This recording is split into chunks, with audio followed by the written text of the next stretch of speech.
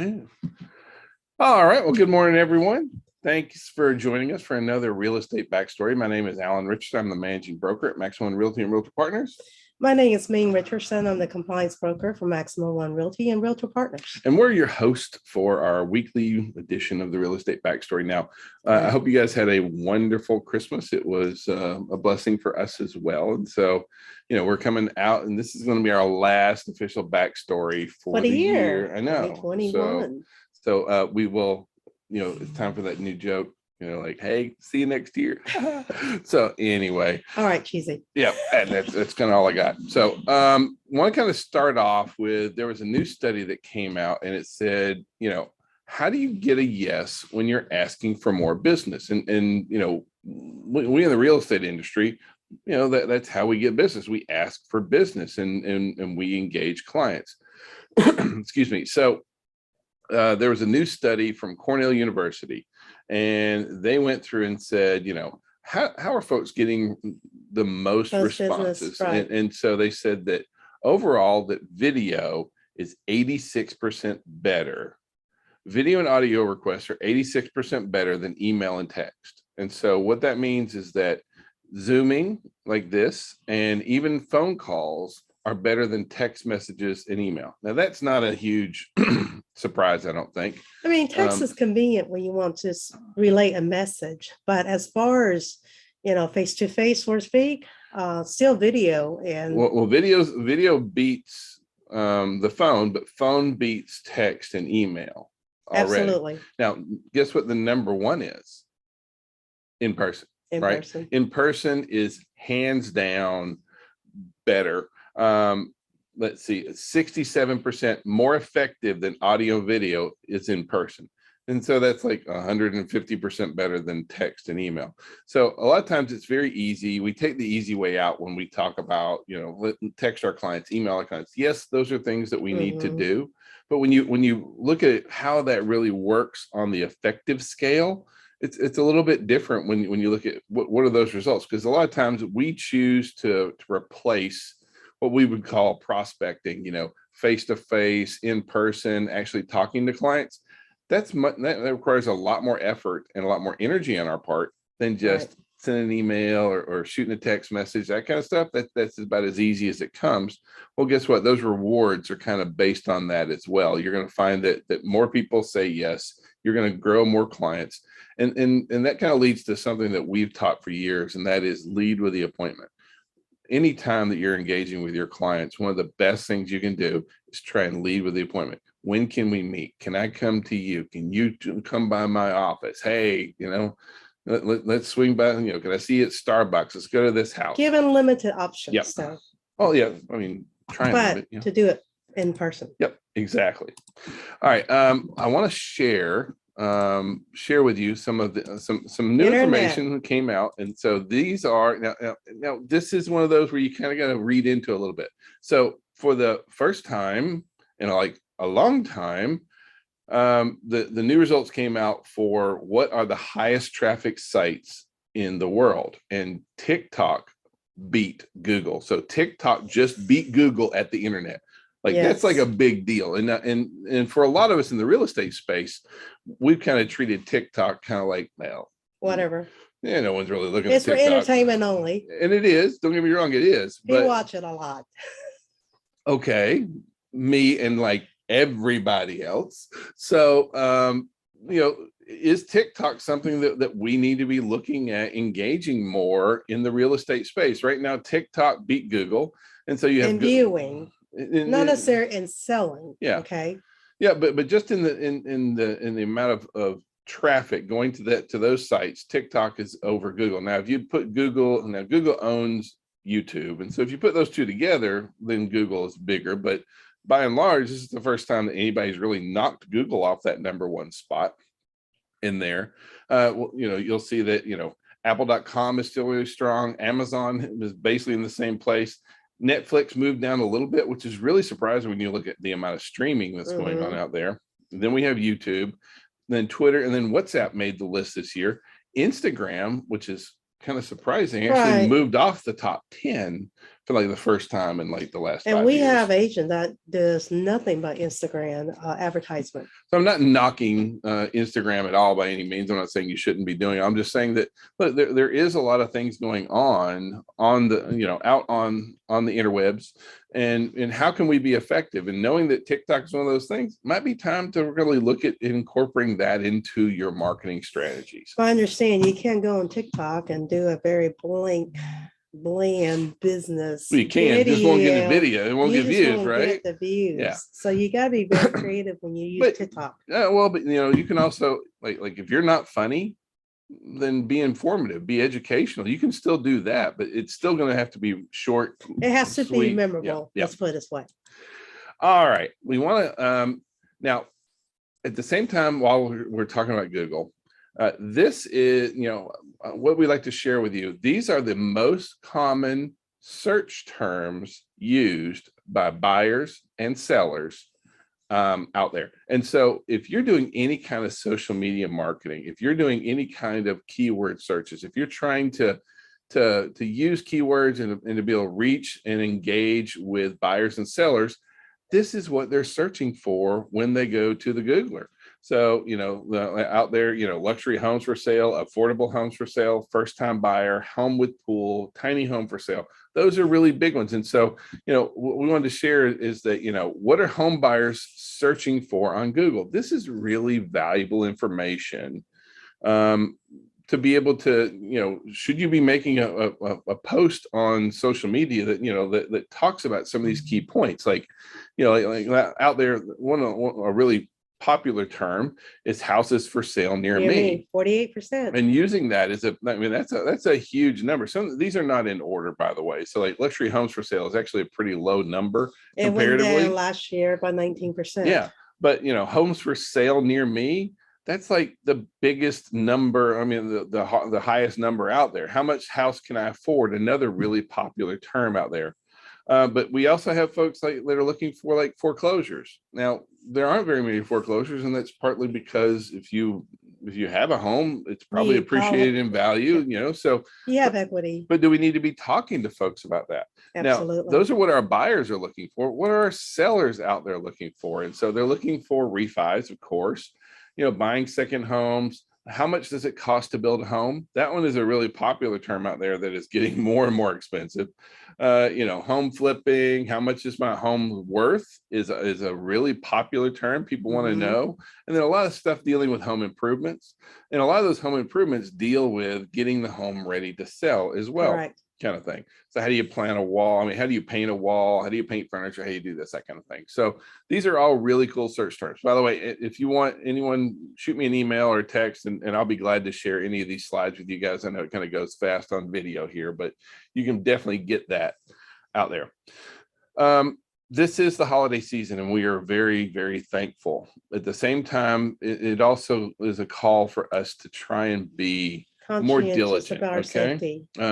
So we had an agent in Florida that got shot in her car basically at an open house.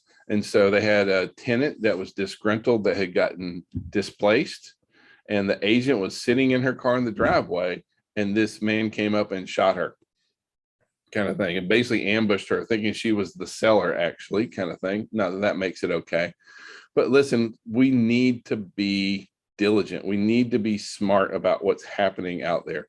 I don't like the fact that the world can be a scary place, and it's not a fun thing to talk about during the holidays, but it is time that we are very conscientious about what we're doing when we're out there, that we try not to be alone in challenging and uncomfortable situations. Absolutely. Out there, showing homes to people that we don't know, things like that.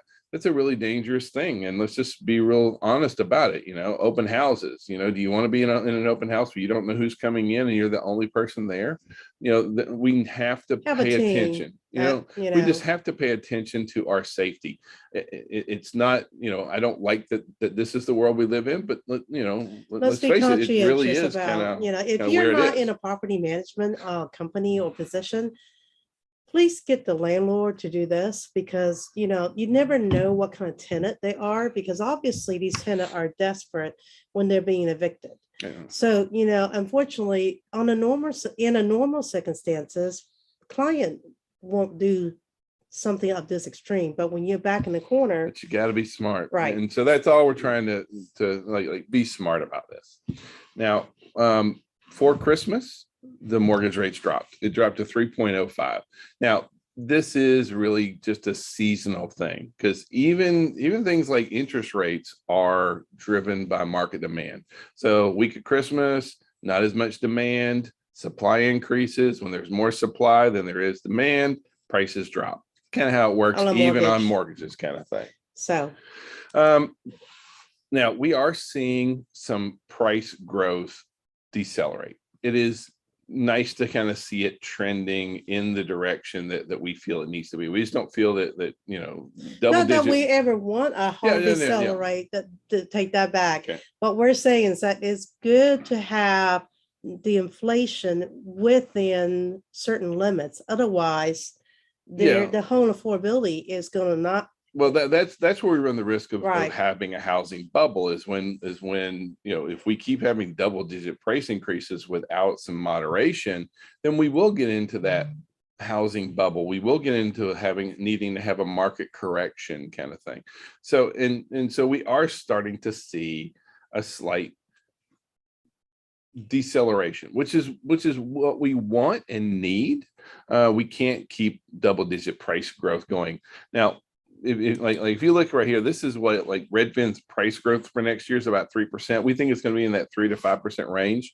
But the reason I put this up here is just so that you can see, look at what the media is going to do when we go down to a normal growth rate. Media is going to have they're going to be like, housing is crashing. Oh, the sky is falling. They're all going to turn into Chicken Little.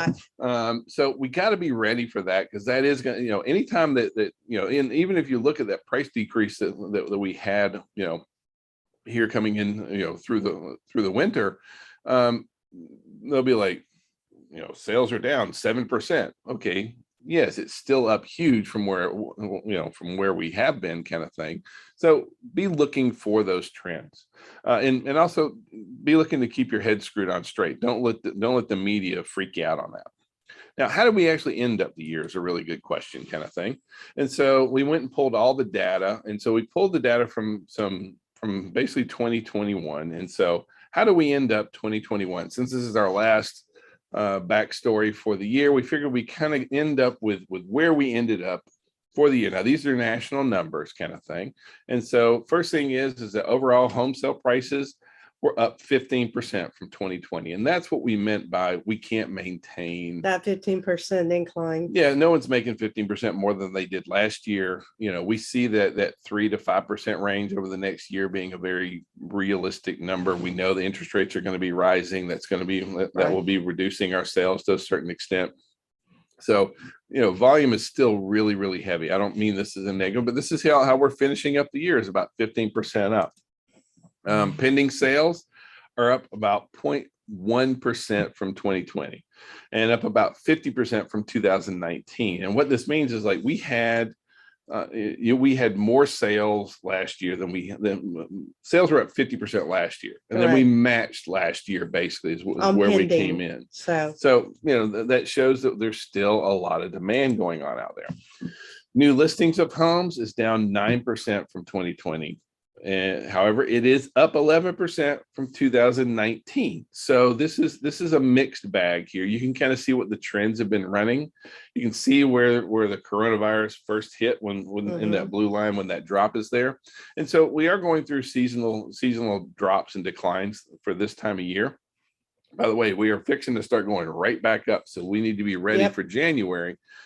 But, we are better than we were in 2019, but we are worse than we were from 2020 at this time last year. Active listings overall.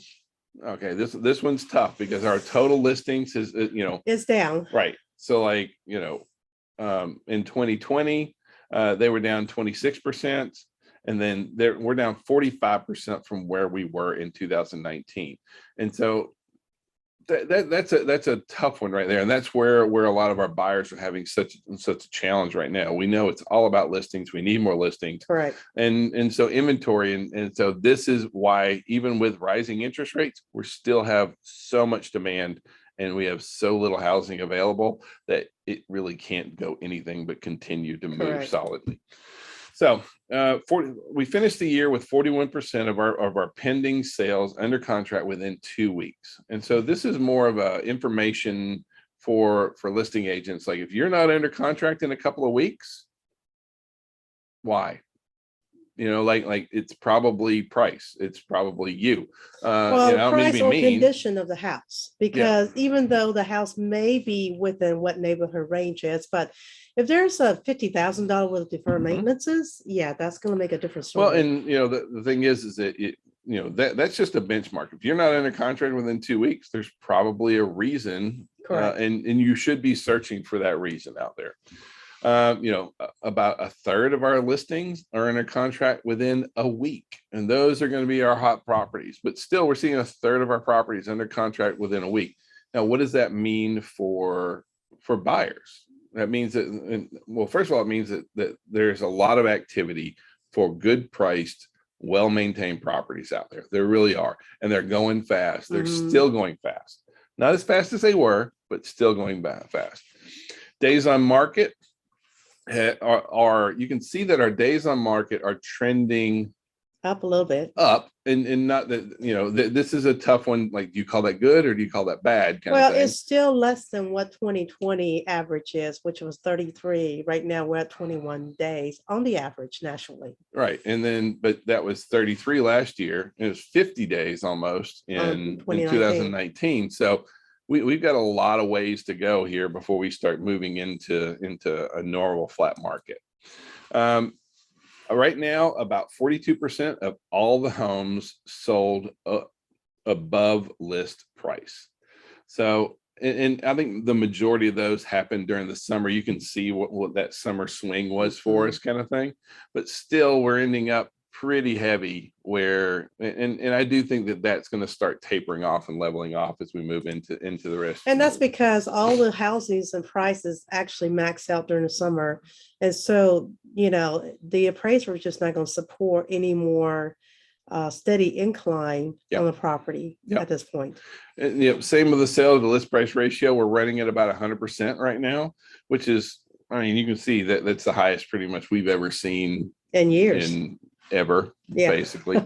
So that's out there, and overall all this was done from Redfin, and so we want to give them their credit. But the same thing is, they have home buyer demand index, which is a series of data points that they track, which says what is demand doing. Demand is higher than it was in 2019, way higher than it was in 2020. So our demand right now is at some of the highest levels that we've ever had. And that is going to continue. We have the millennial generation that is the largest generation. It's all moving into that first time home buyer range, and they all want to buy more houses. We have less houses to offer. Our builders are not building, especially starter homes and that kind of stuff. So this is not going away. Even with rising interest rates, the housing market is looking to be really, really strong. Now, overall, we saw our bidding wars are the lowest in 11 months. Here in Georgia, we're between like 3 and 4 offers received on a home, which is kind of down from where it has been, kind of thing. So, but we, right now we're down. This is kind of how many bidding wars there were, for the year nationally. Now here in the Atlanta area, in November 2021, we had 54% of multiple offers. October was 59%. Now, moving in November, it's down to 38%. So we are seeing it, and even at the brokerage level. Oh, sorry, backwards.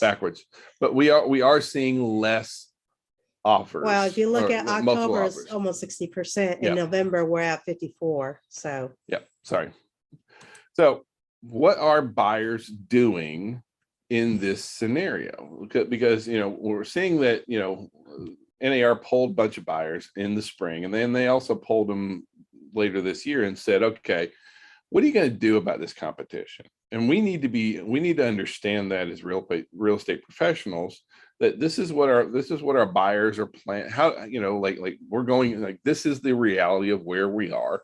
This is the reality of the housing market. I think for a long time, there was a whole lot of folks who's like, well, it'll change. Things are going to go away. Things are going to get better. There's going to be more inventory. I'm going to get a foreclosure. That's not happening. Right. I mean, it really isn't. And so for our buyers, a lot of them have really kind of said, okay, this is our reality. So what are we going to do about it? And so you can see that, you know, right now, you know, in the spring, about 40% of folks were checking listings every day. Now it's still 34%. Still pretty high. Yep. You know, in Make the an spring, offer. no one was, you know, there wasn't a data point on enough folks who were willing to make an offer within 48 hours of seeing a home. Now 22% of folks are. About 20% are setting a price alert on homes as soon as they hit the market. More people are putting 20% down as payments. So more conventional buyers. So, you know, these are all the things that our buyers are willing to do. I don't want to just like read off a list that you can see on the screen, but you know, that's the thing is that you know, if you represent buyers, understand that a lot of our buyers have come to the realization that, look, this is our reality. This is where we have to be. This is how we're gonna, you know, this is the market that we're gonna operate in. So if that's the case, how are we going to be competitive? These need to be conversations that we are having with our buyers in this market, because yes, interest rates are going to be rising. Right now is one of those times where, you know, interest rates are going to be 3.5 to 3.75 by the end of the year. That's a lot of money to these buyers. And we know that a lot of smart, savvy buyers, even though, you know, the market is continuing to appreciate and that kind of stuff, they're much better off to buy now than they're going to be to buy in November of next year or during the summer. Correct. So this is the right time to buy, but you have to have, and as a buyer's agent, you need to sit down beforehand before you even look at properties and talk about these kind of things. How are we going to be competitive in this market? Because if you don't, guess who they're going to blame when they don't get that house? You. I mean, it's all going to fall on us. So these are conversations that we really, really need to have. The CFPB, Consumer Financial Protection Bureau, and the Department of Justice put out this notice out to landlords and mortgage servicers about don't screw around with veterans, basically. I'm sorry, in so many words. And I'm very, very pro about this as well, kind of thing. And basically, you know, like all buyers and tenants, the whole 9 yards have certain rights. Well, veterans have even more so. They have additional protections that apply for veterans. And service member, because, you know, service member may be told to relocate with a drop in the hat. Yep. So therefore, they're able to break the lease. So as a landlord, be aware that if your tenant is an active service member, that does apply. You cannot write a special step negating federal laws. Or, you know, especially dealing with our veterans and our service members kind of thing. And we're very much all about that. That's important to us. You know, we come from military families, and so that's a really big deal to us. We want to make sure that our landlords know this. You know, all the mortgage companies got put on notice about this as well, kind of thing. So, you know, I just think it's a really good thing. I think it's one of those that we as in the industry need to know and be prepared for and be able to talk about intelligently. All right. Home flipping is getting more competitive. And less profitable. Yep. The average profit on a flip is down. Okay. And so, you know, overall flips represent less than 6% of total sales. You know, so, and not to say that 6% of any market is not sizable. It is, but flipping is getting harder and harder with the price appreciations going on. Well, not only that, material costs has gotten in labor, finding the labor and also time on market for the rehab is gotten higher. So, you know, every day you're not on the market for resale, it costs you money. But a lot of times we get asked by investors, you know, we're looking for off-market properties. I'm looking for, you know, first of all, are there off-market properties? No, No, not really. if they're off market, there's a reason why they're off Correct. market, right? There's hair on it in some form or fashion, kind of It's thing. heavier rehab. And the thing is that if you're Yeah. not equipped to do a heavier rehab or have the source to do it, Or there's you might be title stuck issues with, or right, you yeah, might be stuck with a liens. Yeah. property that you're unable to flip for a while. So, one other thing that we, well, sorry, I'm just kind of babbling here randomly. So Adam also released the 10 counties with the highest flipping rates in the third quarter. And we got a couple of them here in Georgia, but what I want you to kind of notice is that we have seen flippers move away from the cities. They're moving from the metro areas, like being said.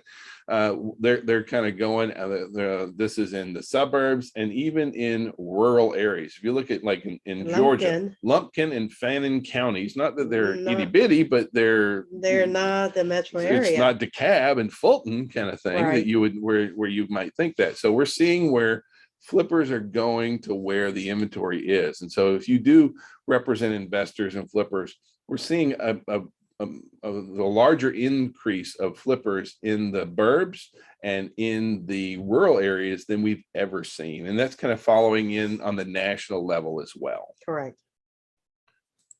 So rental rates. So in October, the national rental price rose 10.9%. Vacancy rates are at a 25-year low. Okay. Our rental properties, and we see this out there right now. The rental market, if you think buying in today's market is tough, try being a renter. Worse. And so you can see what's happened with single family rental prices. Now, if you look at what's even higher is that rental properties for single families have been double. Yeah, it really is. It's substantially higher. Here in the Atlanta area, we're running about 14% year over year from where we were. And that is just astronomical huge out there kind of thing, because this is running on year after year after year kind of thing. And the thing is that rental increases are not going down. Just like with the investors though, and with flips, CoStar is saying that there is going to be a big flight to suburbs that will probably help taper, the in-town apartments, because more folks are wanting to move outside. But that's really leading into multifamily right now is heading into to earning their record profits in 2022. There's a new report out by Walker and Dunlop, and it says that this is the golden age for multifamily. Right. And if you look at it, it really is kind of what we're seeing in housing. And we want to talk about this for just a minute, because this has really big impacts on residential real estate as well. Right now, vacancies for rental properties are at a 25-year low. We've never had vacancies this low. Rental prices are continuing to exceed property values. And now more and more folks are going in and going to be moving into that multifamily space and building.